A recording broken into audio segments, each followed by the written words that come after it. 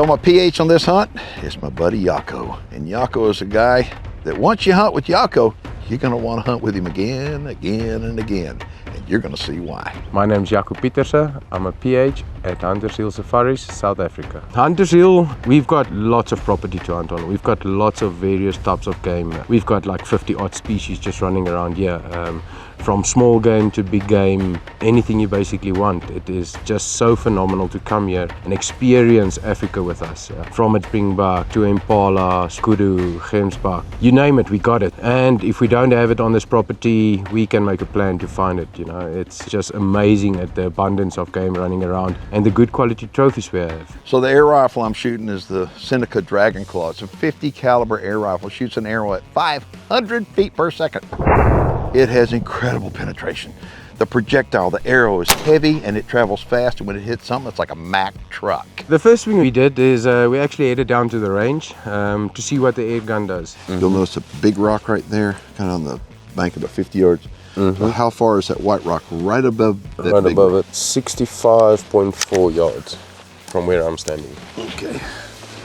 All right, we're fixing to go out and do a spot and stock. This is a crossbow scope, and the reason for having a crossbow scope because it gives me multiple reticles in there. It's first thing in the morning, and so before we go out on a spot and stock, I just want to kind of confirm zero. So that's a long shot, but I think that's a shot right there that we ought to be able to get close enough to. Ready? Yes, sir. Oh, spot on. Spot on. What do you think of that? Spot on. Oh my gosh. Perfect. Nice. So one of the questions I get asked all the time about the Dragon Claws, how many shots can you get before you have to gas it up again? I get 7, but I like to gas it up all the time. I want to keep it at 100%. It's for that reason that little Nomad, I plug it into the vehicle, gas it up, and I'm good to go. So conditions are kind of tough. You know, normally if you're hunting for a bunted buck and a zebra, you'd probably just hop in one of these hides and just wait and something come by. Problem is, not this time.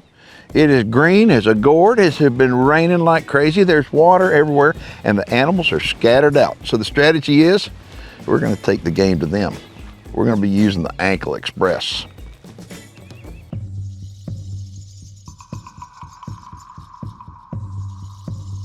So the first animal I want to go after on today's show is a zebra. And you may be thinking, a zebra, come on, man.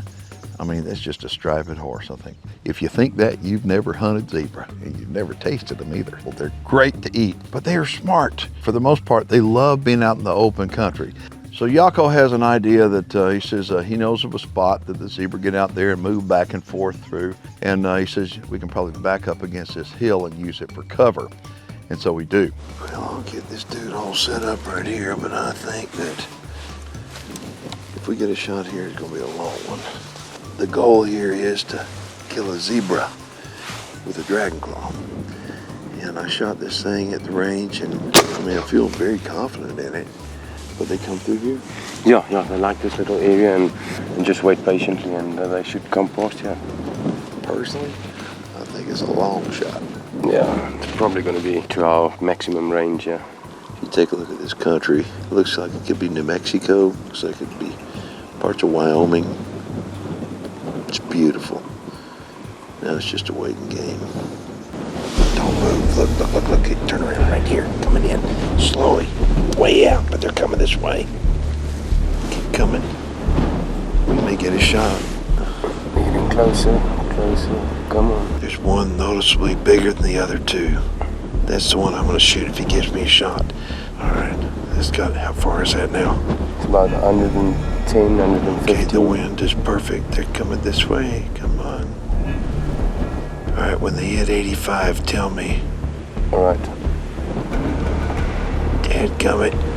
About 100. Another dadgummit, they're taking off.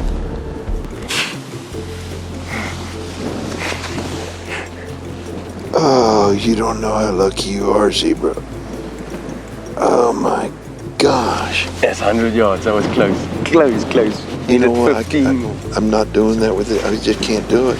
You know, we may have gotten beat out on that one, but I promise you, you keep putting time in out here and there's gonna be more opportunity to come up, so we're just gonna keep hunting. Let's go see if we can go for something else. Spring buck, I'm gonna get out, let's go though. Spring buck. Bumpty buck. Okay, let's go for somewhere else. Perfect. I'm ticked off at the zebra. Next one I see, I'm gonna kill him. We'll come back and get that jacket. Right. I like that jacket now. We'll remember that.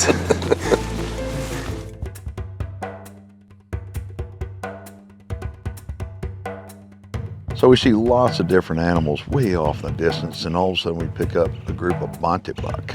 I'm after a Bumpty buck, so we're gonna make a move on them. So the cool thing about Bumpty buck is years ago they were almost extinct. That's right, almost extinct. There was just a handful of them left in the entire world. Bumpty buck near extinction, only a little handful left by the beginning of the 19th century. And through hunters and conservationists we actually saved that species. There's quite a few thousand running around South Africa at the moment. But the reason why they're so plentiful now is because of hunting. And hunters have placed a value on it, and the landowners have placed a value on it, and the people that live on the land protect those animals. They have a big enough population now of Bumpty buck that they need to be hunted. So they're out in the open, and there's not much brush out there at all for us to use for cover. So what we're gonna do, we're gonna use whatever trees and brush that we have and keep that between us and them to close the distance, hopefully getting close enough for a shot. We've made our way down to the bottom, and this is a riverbed down here with a bunch of brush in it. We're using this for cover. For first timers that come out here to Africa, they are amazed at all the thorns down at the bottom. I mean, look at these thorns. And anyway, they're pretty wicked looking, but we're using the thorn bushes and stuff for cover to walk in here, and there's plains all around us. But the only place where there's brush is down here, so hopefully we can peek our heads out here and see somebody. It's a good place for a field tester for a Band-Aid company to come. Something like that. You need to have extra tweezers down here. This one that didn't make it right here. Buffalo female. Been there a long time. Yeah, she's been dead for some time. Those are fangs. And that's one of those termite octopuses. Let's go kill some. I feel like a savage. We're getting close to the edge of these openings right here in this giant field, probably a mile across. And the tree line right there, if we can sneak down in here and get up there without them seeing us, we may have a shot at them. Now they're moving off. That's good. Let's go. Let's get down here a little bit. Yeah, they sit behind that tree. That's good. That's good. They can't see us at all. That's right. Yeah, we keep going that way. We're using these trees down here, these few trees down here to get to the edge. If we can get to the edge, they may be right out there in front. If they are, they're dead meat if they're within range. Okay, I'm gonna need a range on it, Jaco.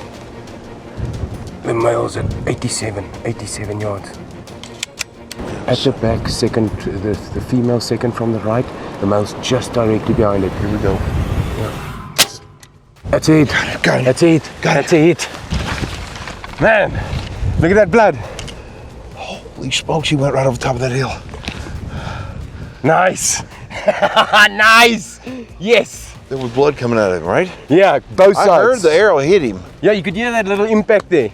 I saw was standing right about him. here. I know that. I mean, I could hear the arrow hit him. You could hear the impact actually, yes. And you said you saw blood. Yeah, yeah, here it is, here it is. What? Oh, there's blood. There's the blood. There's Nice the arrow blood. right there. Oh yeah, straight through, straight through. Look at this. Oh yeah, covered in blood. The XV broadhead, the reason why I shoot that is because animals bleed. Even animals like African animals, they bleed a lot. Look at this. You look at it across here, you can see the grass out in front of us. Oh yeah. Very good trail, very good blood trail. Look at the amount of blood. Yep. Whew. He went right over the hill. Oh, there he is, right there. Oh yeah. Oh yeah, look at the Nice, blood. nice. There's blood everywhere. Yeah. Oh my gosh, well look, no wonder, look where he hit him. Oh, look at Oh, look at the exit. Okay, if you want to see the hole on the other side, stay tuned because we're going to show you the hole on the other side. Holy smokes! It's a big old hole for a little bitty broadhead like that. That broadhead's a 2-inch cut. But this right here looks a whole lot like a blessed buck, but it's called a Bumpty buck. And a Bumpty buck is a pretty unusual trophy. But out here at Huntershill, they've got, like, last time I was talking to them, like 80 different species of animals. And that's the reason why it's so cool to come hunting here. They've got all these species on one piece of property, so you hunt all day long. So That's an important thing to point out. If y'all want more information on Hunters Hill, you can get a hold of them online or go to our website. We have a direct link over theirs, or on our YouTube channel. We've got tons of videos because I've been coming here for years and years. So now if you got a weak stomach, don't look at this, but look at that hole. And there's the broadhead next to XV by Thorn. I don't know how come I'm always amazed by how much blood these broadheads create, but whether you're hunting for a white-tailed deer or African plains game, I mean, they create a lot of blood. Okay, that was a how far shot? 87. 87 yards with an air gun. Shot placement is everything, obviously, but you want a big, powerful broadhead that flies just as straight as it can be, and at 87 yards, this baby got it done. Yeah, perfect. Definitely. Absolutely. All right.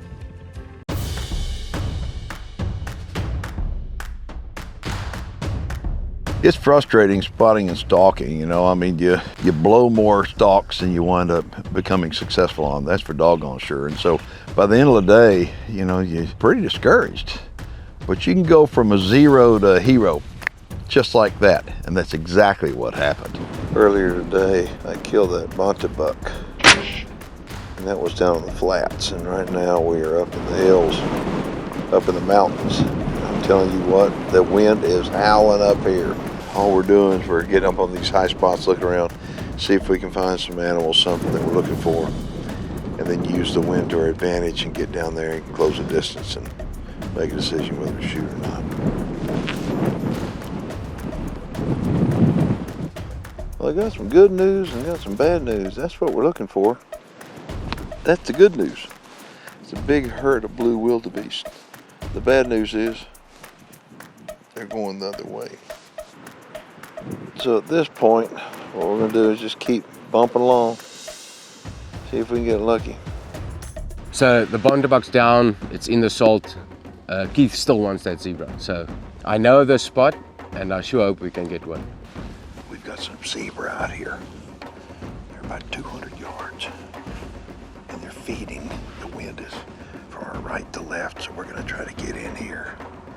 See if we get close enough for a shot. I don't know if you can see them or not down there. It's a small group of zebra. The good news is they have no idea we're here, and we got all this brush to use to help block our path up there. So let's just ease on up, see what we can do.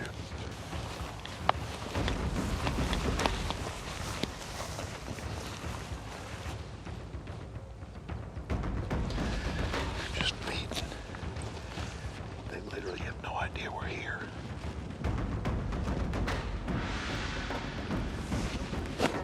We're gonna ease ourselves up here. Come on, we're gonna ease our way up here. Come on, take it real slow. So we find these zebra, we approach them, you know, sneak up on them, and we get in range. And Keith just wants to shoot the zebra. I'm like, whoa, whoa, whoa, there's a rhino in the background. He's looking at us.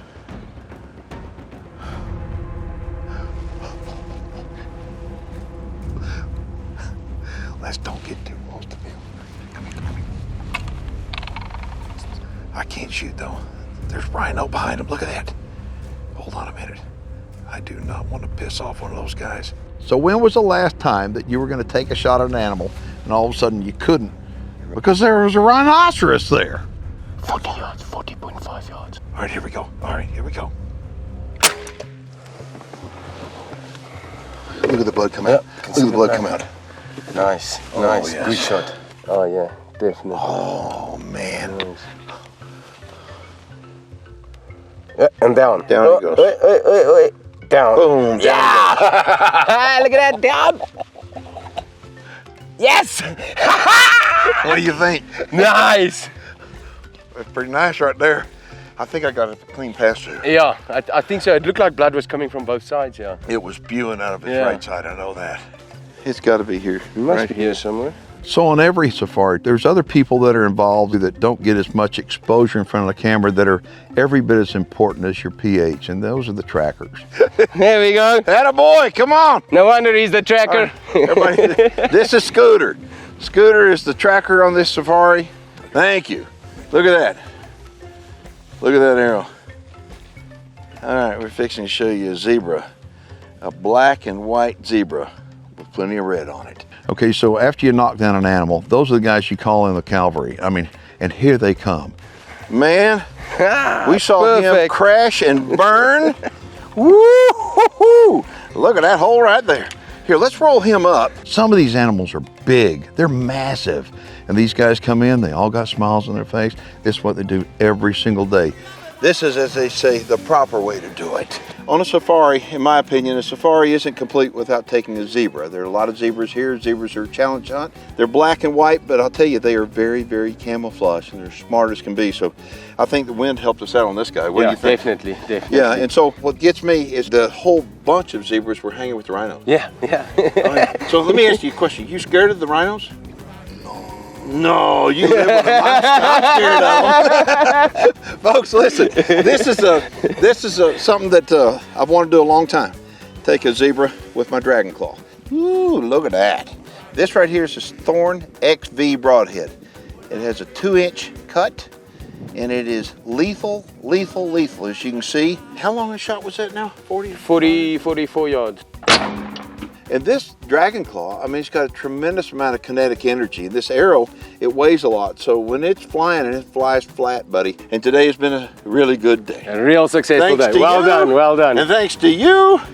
And thanks to you for watching. If y'all want more information on Hunter's Hill, all you got to do is go to their website, or you can go to our website where we have a direct link to theirs. If you're watching online, you got any questions or comments, make sure and post them below, and I promise you we'll do everything we can to get back with you. And if you're not a subscriber to our YouTube channel, please do so. My name is Keith Warren, and we'll see you next week.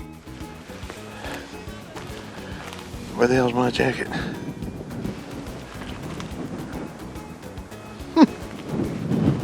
I know it was right here.